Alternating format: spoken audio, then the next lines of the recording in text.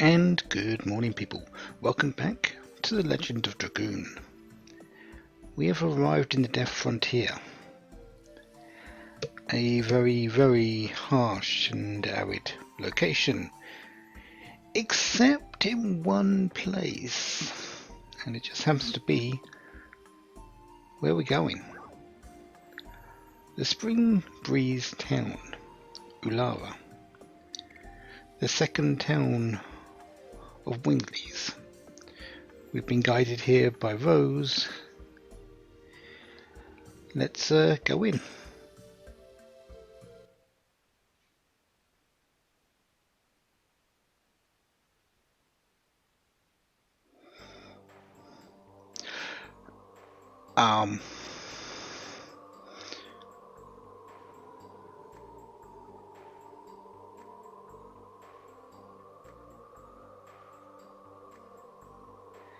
Yeah, there's nothing in front of us.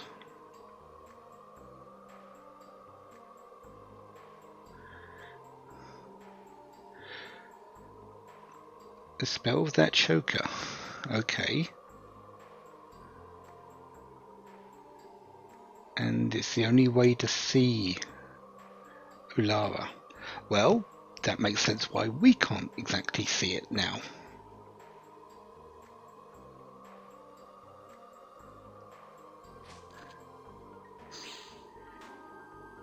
You're the only one that can at the moment.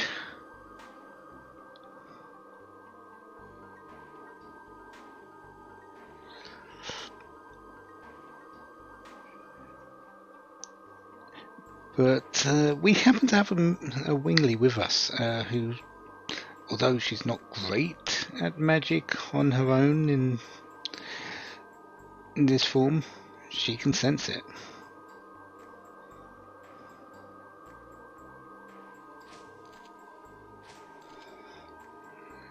Show us the way, Rose.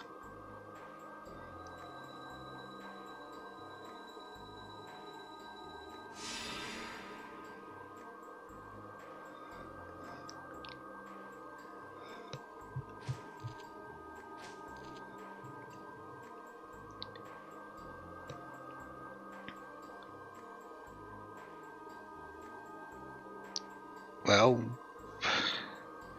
I wouldn't say afraid. Dart doesn't seem to really do that much.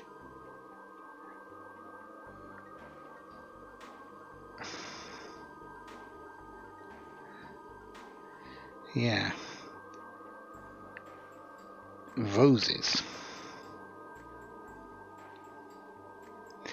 Which is not something you would expect. But then again, Rose is going back to a town that pretty much has linked her to a task for 11,000 years. She's going back having failed.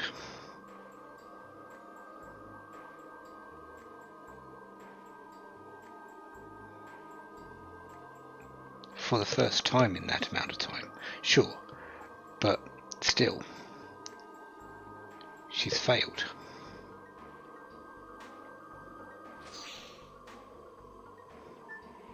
Also, yeah, I don't actually know what this particular item is. Do I need to use anything? Just use this fog? Yeah. Watch another one come out of this box.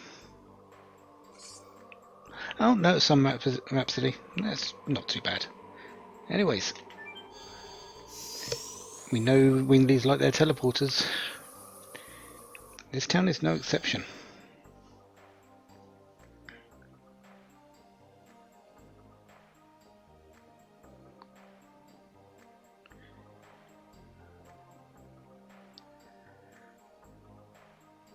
Good to see you, Karen. You have given us a very nice greeting, considering we're humans. Oh, that sort of makes sense.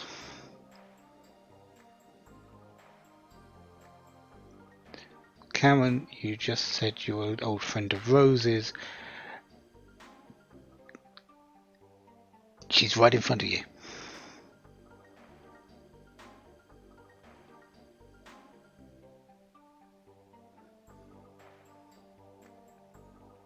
Regain a sense of time. Well, she has had her time frozen. Maybe that's why you didn't recognise her, because she just seems a bit older.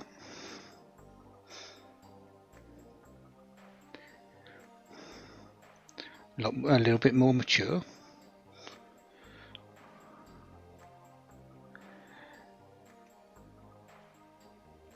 No. Charlie Farmer.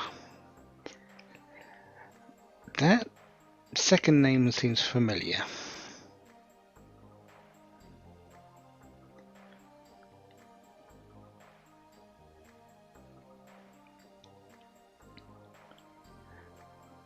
She has indeed.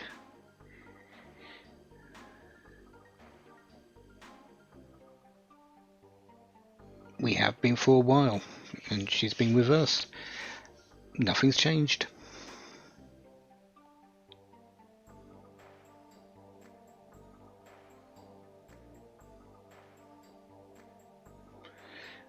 You say that, Dart, but I don't think you have. Not fully yet.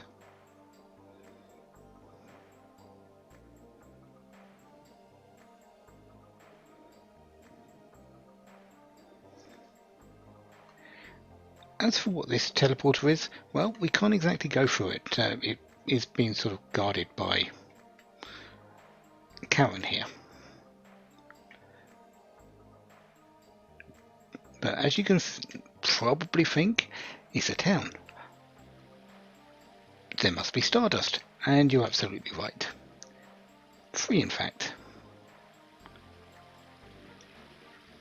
11,000 and some years.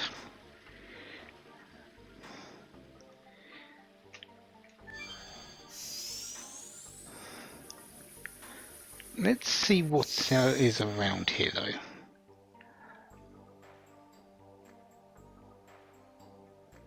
Only provide relaxation at night. Come after dusk. So this is a bar of sorts? Interesting. Maybe we will come back.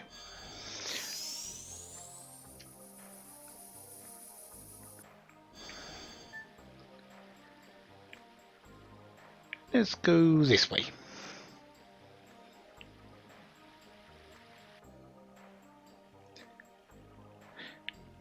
Actually, no, let's go the other way.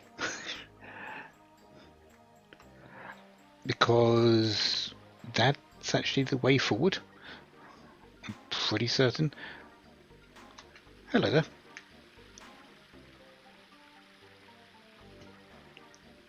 Magic does bring happiness to the world unless you use it in the wrong way.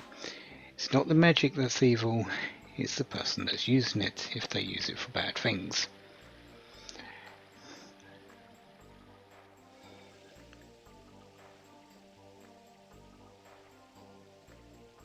Is this where I want to go? I guess so, yes.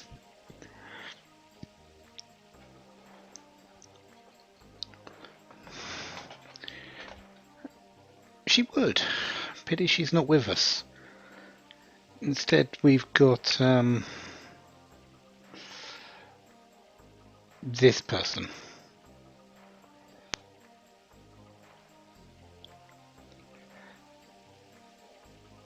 Who hates them completely.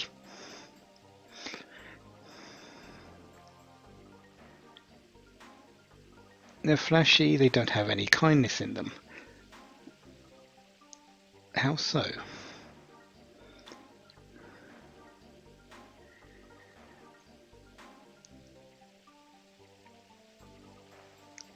Bring out their own red using the blood of the people they hurt. They'll do anything for their own happiness.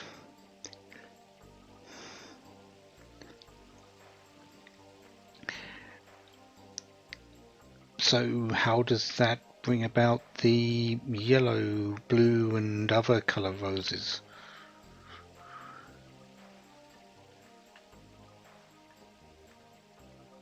Yeah. Hard to hold it without being scratched by the thorns. Well, we want that Stardust.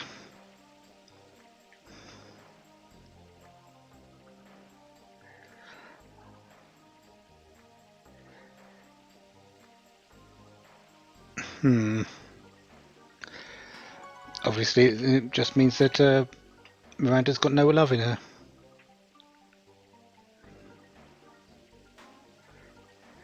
To make humans who are worn out by the war regain their dreams and hopes, this is the Stardust plan. They materialize prayers spoken with purity. The magic must still exist. It does. We've been collecting them for quite a while. We're at 47 now. 3 more and we've got a complete set.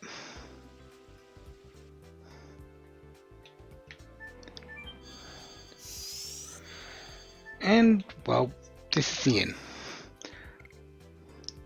The inn? No, this is the item shop. Sure. I've got a better sword, I know, but I'm not using it yet, so yeah, we'll take the fairy sword. Arrow of Force. I'm not going to pick that up. I'm not using Miranda for... Actually, I am going to be using her in a fight, aren't I? Why begin her next weapon before then? Actually, it doesn't even matter. Never mind, we're not getting her the weapon. She can stick with what she's got.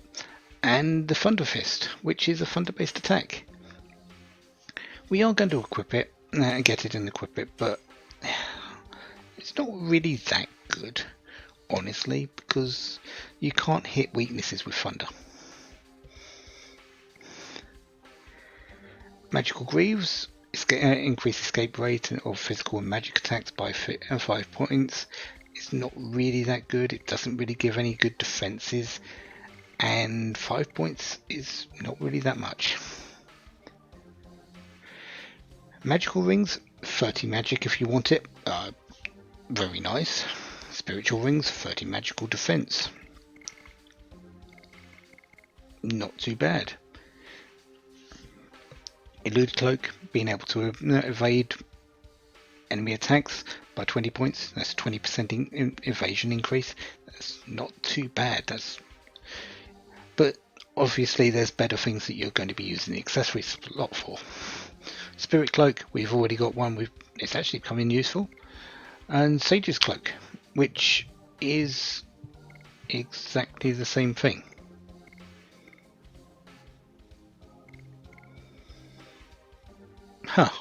Just double the amount. My guess is that actually does both magical and physical, and it's just only saying about the magical attack, because usually when there's a double up, it's usually double the price as well. So my guess is that's both physical and magical evade.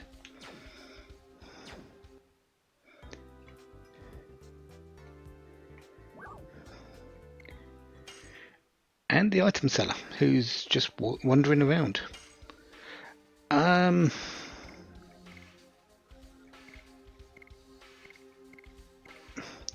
That's actually really useful.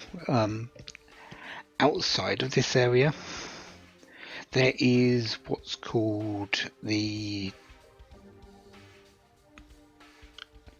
I think it's the treasure jar. I'm not sure if it's exactly that one or something different, but there's a treasure jar type enemy.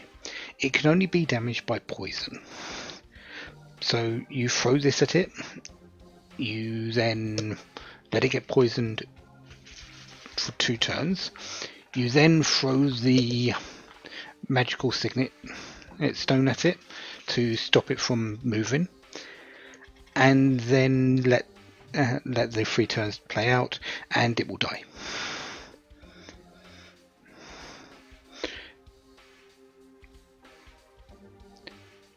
and then you get loads of money, because that's what the treasure jars usually give.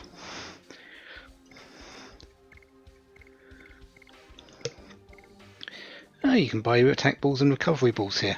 Not that I'm going to. Okay. Things I don't need. I really don't need healing breezes. I'm going to keep the moon serenades, but I'm going to sell the sun rhapsodies.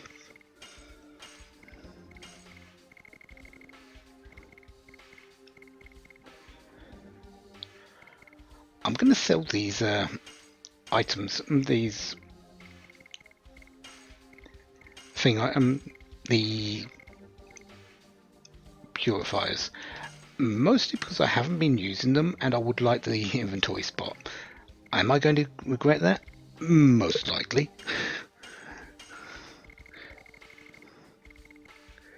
But let's do that. Let's see how that works. So I need one more. Oh, don't need that sun rhapsody down there.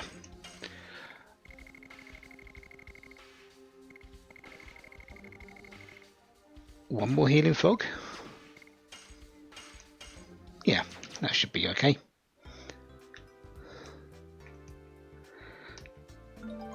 Number 2 for the town.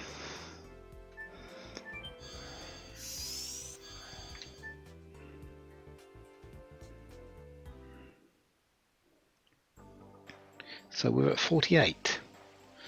Not bad so far.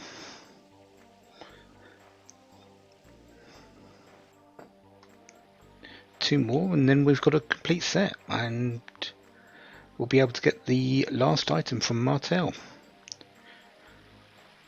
who is going to be where in this particular chapter. She's left Leningrad by now, so wonder where she's going to be found next time.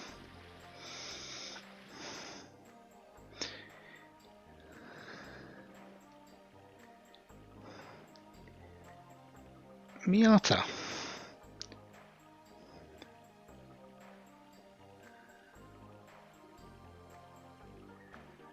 Normally be taking care of the babies. You mean the Venus flytraps that you happen to be looking after there, Miata?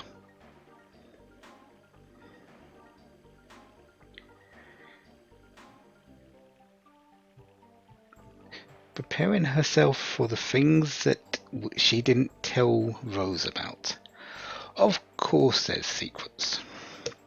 If there wasn't secrets, well, for one, this wouldn't be a game, and two, well, we'd be going and getting to the last area right now, going after Zeke.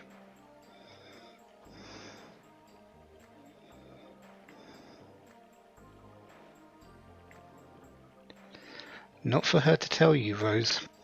That's for Charlotte to tell us.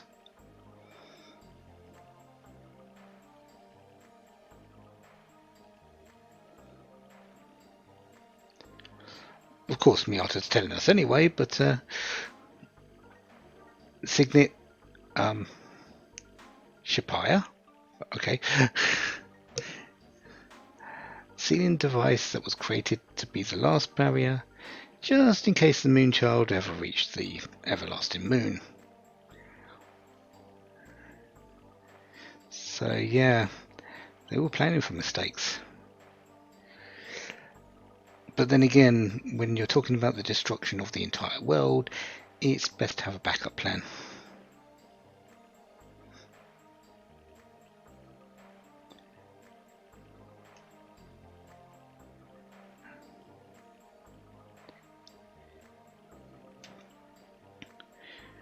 Well, yeah. That's a good question, actually.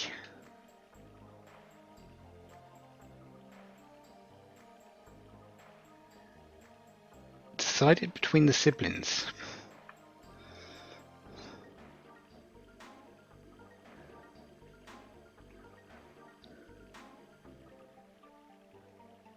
I think we will. And of course, number 49. We are done with Stardust in this town. There's only one more, but we can't get access to it just yet.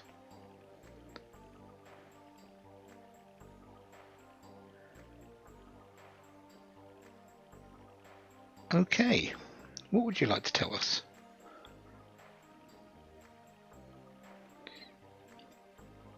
It wasn't only Winglies that wanted the Dragon campaign. While it was true that humans and Winglies were driven to war,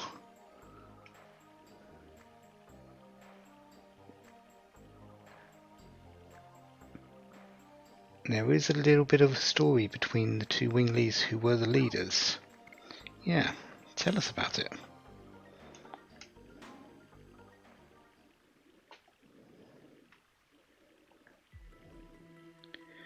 Melbu Frama. We've heard a little bit about him. We've seen him fighting Zeke in the cutscene way back when.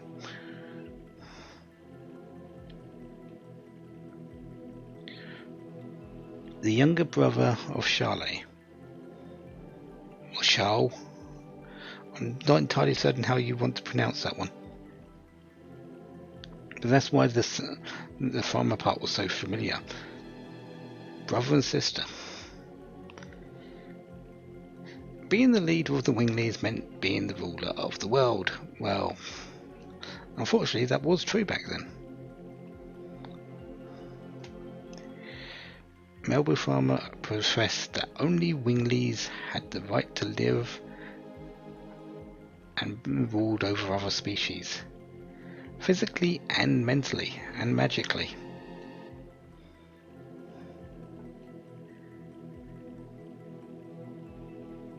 And of course, grievances is when humans decided to be a little bit more proactive and start attacking the Wingly strongholds, and war happened and the Dragon campaign came about.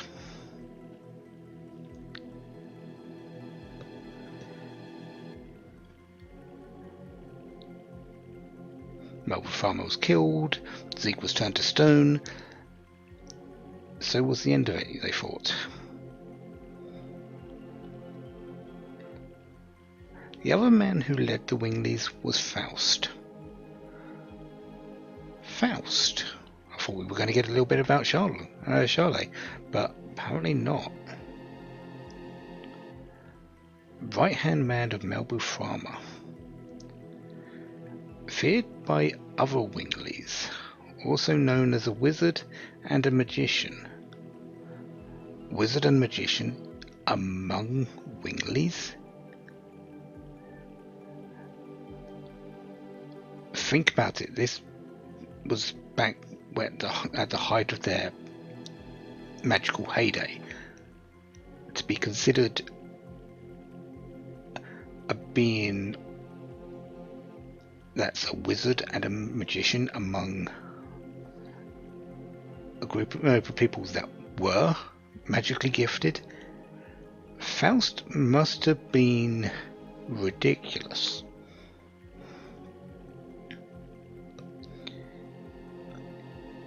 Can even create his own apparition, his double. We've met that. Most of the capabilities of Faust himself, we've seen that.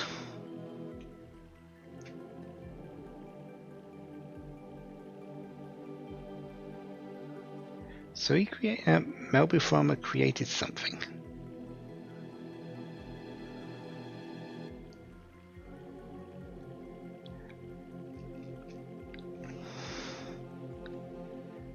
Anti-apparition agate.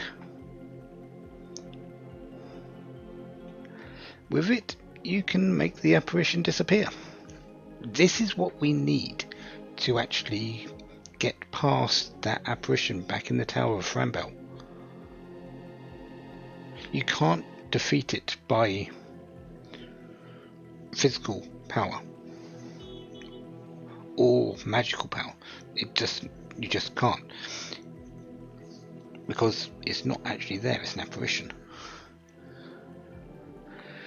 You need this item.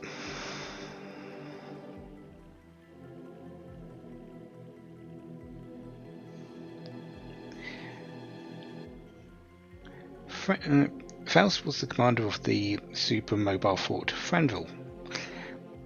Note the name, there's similarities in the name between the Tower of Franbell and Franville. Language changes throughout the years. It has been 11,000 years. The name changes, more accustomed to human tongue, because they were the ones that wrote the coming centuries and millennia.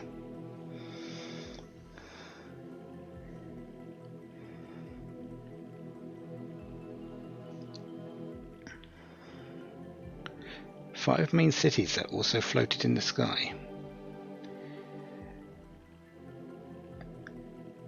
Faust manipulated Franville and killed any other species, so while Melbu Frama ruled over them and thought they were Winglies were the only ones to actually exist, Faust was actually the one that was committing more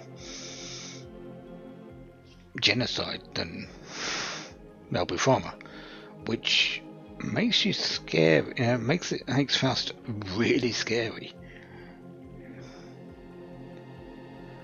But when Tower of Franville came down, so did Faust. And we've seen that spear shooter as well.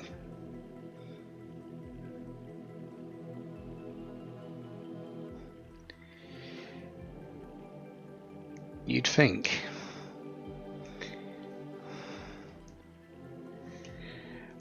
So a little bit about the two leaders of the Winglies.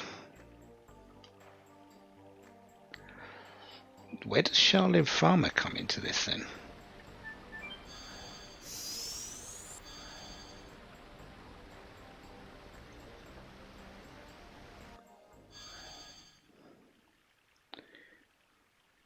Rosie, darling. Well, someone's familiar with you, Rose.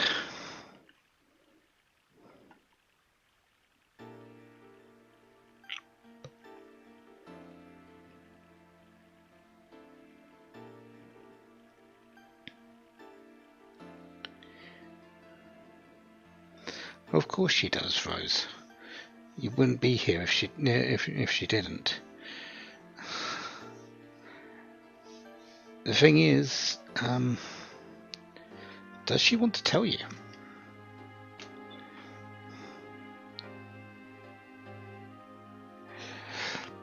Yeah, she already knows a lot. But then again, we're talking about the older sister of the one that ruled the world 11,000 years ago.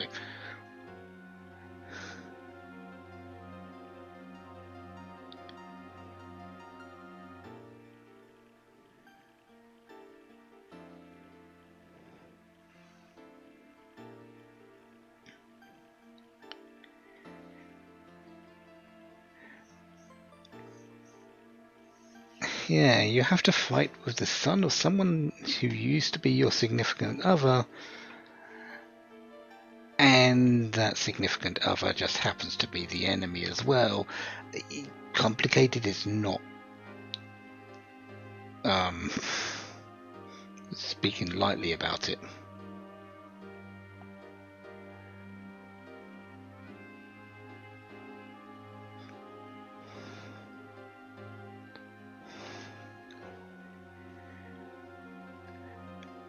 You're intentionally making yourself happy and delightful so that you won't be depressed.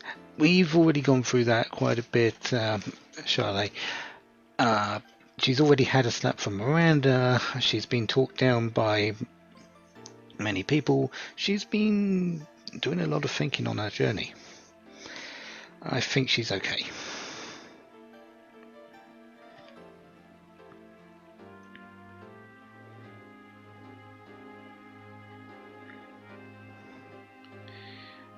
Right into the heart of the question though, Dart.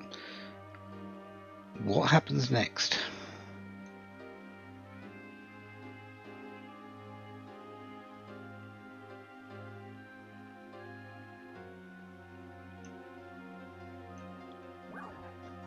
Well, I think the first thing to ask is actually about Zeke, what's going on with him?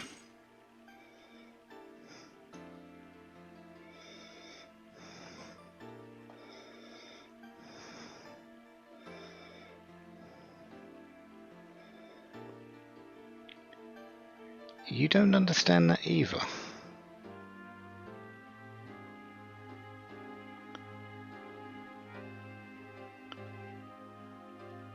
Yes, we found that out in the Fort of McGrad, but of course only Rose actually heard that, no one else did.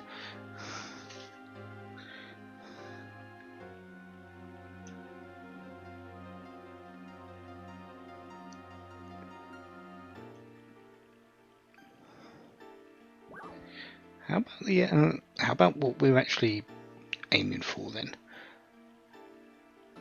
The Signet Sphere. What? Why build this then build the items to destroy it?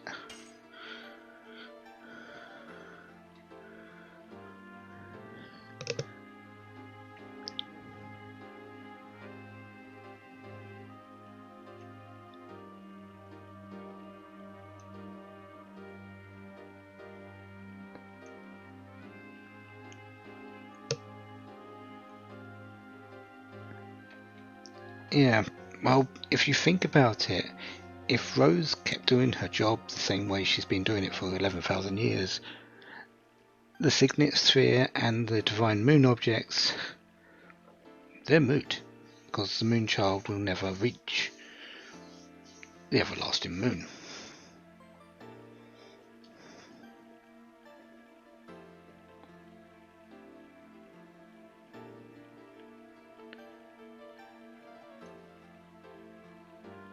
Placed in 5 cities. There are only 3 left, though.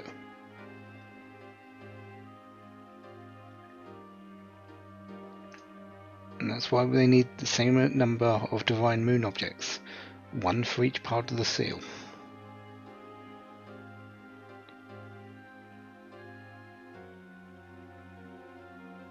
One was in the royal city of Candessa during the Dragon campaign. That got destroyed when it fell. That makes sense.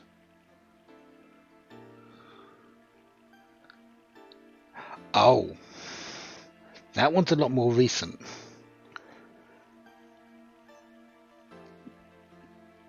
But then again, do you remember when the Divine Dragon attacked?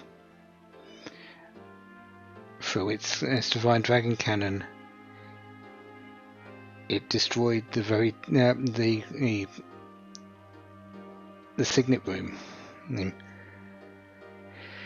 And there was a light that went from there up into the moon. That was the seal being broken.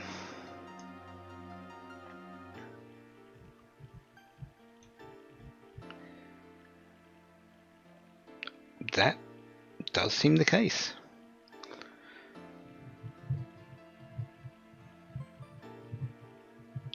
The Divine Moon objects just contain a vast amount of magical power. If you have equal or stronger power,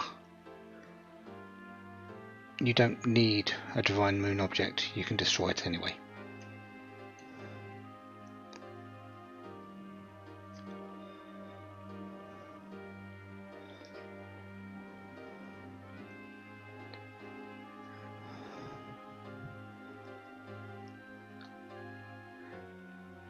Doesn't seem like him to be so indirect. And how does he know about that? And about Shana being the Moonchild. Things don't exactly add up, do they? How about the Everlasting Moon?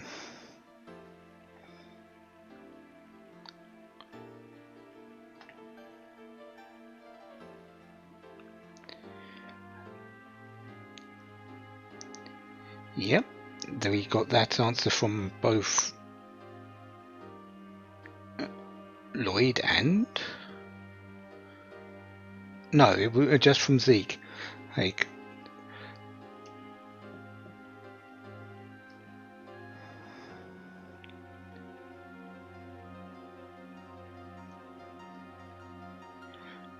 honestly, it makes sense that you do that when it's going to destroy the world.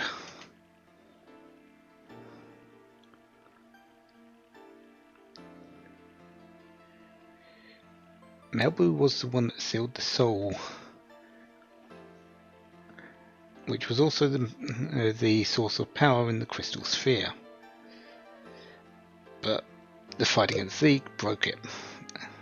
There was a lot of magic flying around in that place.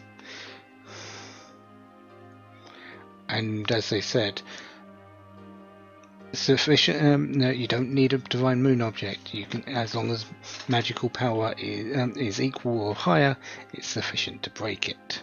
Which probably the seal that was in the place got broke at the same time.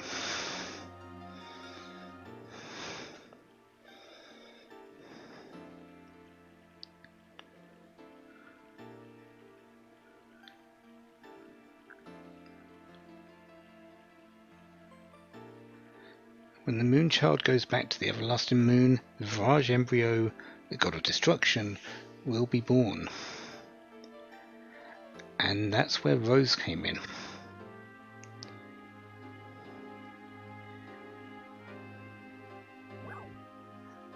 I think we understand Rose a little bit more better now.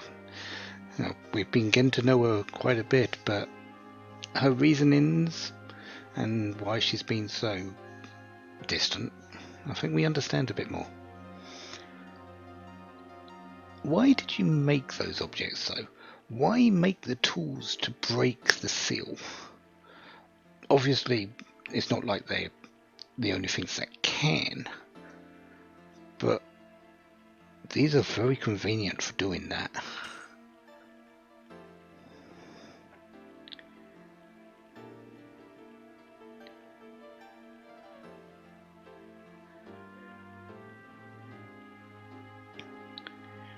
Melbu Farmer insisted. No, there's not. But do you have any better than that?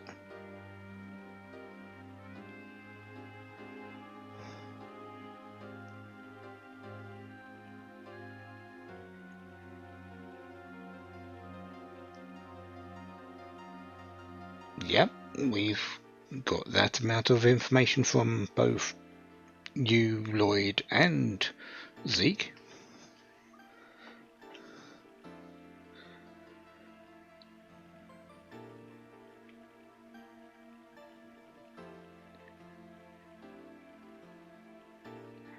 To be honest, yeah. Wingleys are a lot more magical based. Let's face it, they are. Humans are a lot more physical, but when you put them together, there's not really that much difference in terms of their appearance. Probably one or two of the closest fruits that we actually get told about of the divine tree that are actually in appearance as well.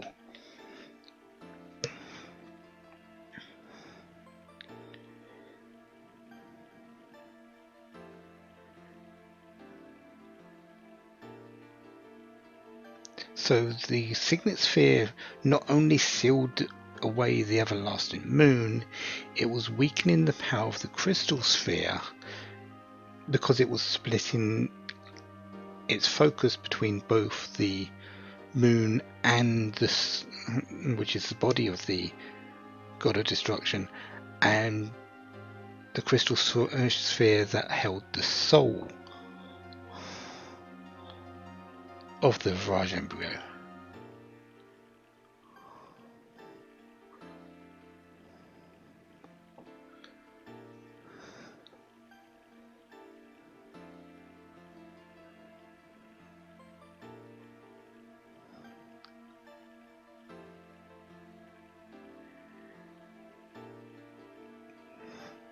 Melbu Farmer created the divine moon objects, and I think most likely as a sign that he could actually just be a rebel to his sister, actually.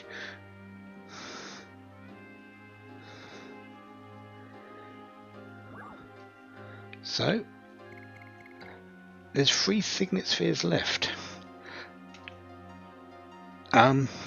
We need to go find them. We need to go and defend them, actually.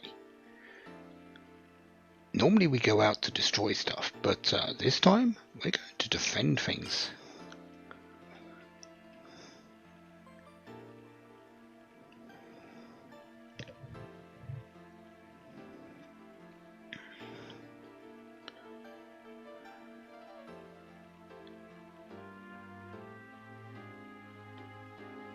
Magical City Aglis, the Law City of Zenibatus, and the Death City of Mayfield. We've heard about, well, we've seen a little bit about 2 of these. We know Mayfield was talked about by Shirley, and she was stopping the souls of the other Dragoons going to Mayfield and being processed by that. The Law City of Zenibatus was briefly mentioned down in Fort McGrad on the sign that was outside of it, the prohibition from actually entering. The Magical City of Aglis, that's new to us here.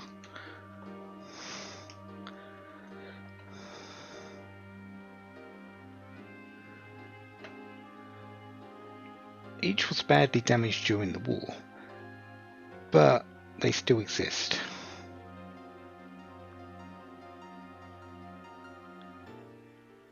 Go to Rouge. Then the way will be open. That's convenient. Hashel, you're going home.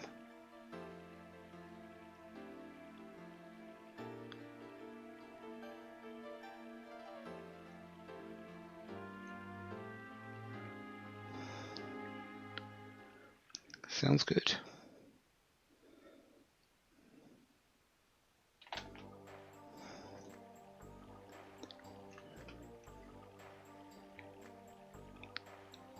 Sure, I think I will.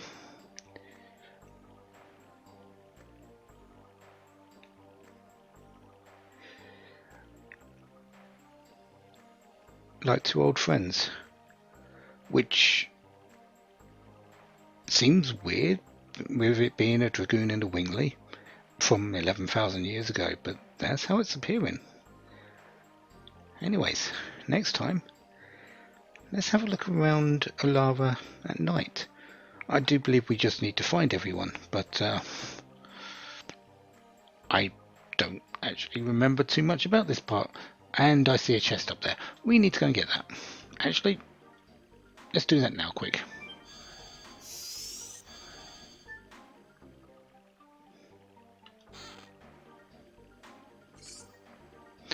Moon Serenade. That's not too bad. Anyways, next time, Olara, let's have a look around. Let's calm down a little bit from the very much dire goings on. Until then, have a wonderful day. Have lots of fun. Goodbye.